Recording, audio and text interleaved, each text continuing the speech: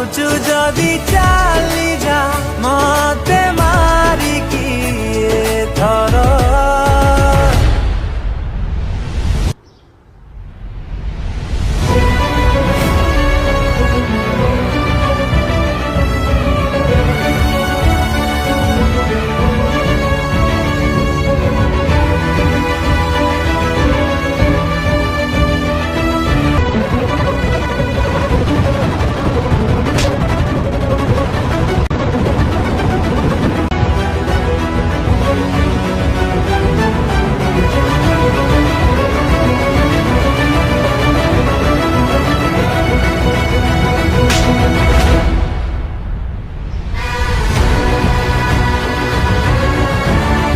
OYO ଯିବା ପାଇଁ ଯଦି ପଇସା ନାହିଁ ତାହେଲେ ମୋତେ କହିଥାନ୍ତ, ମୁଁ ଦେଇଥାନ୍ତି।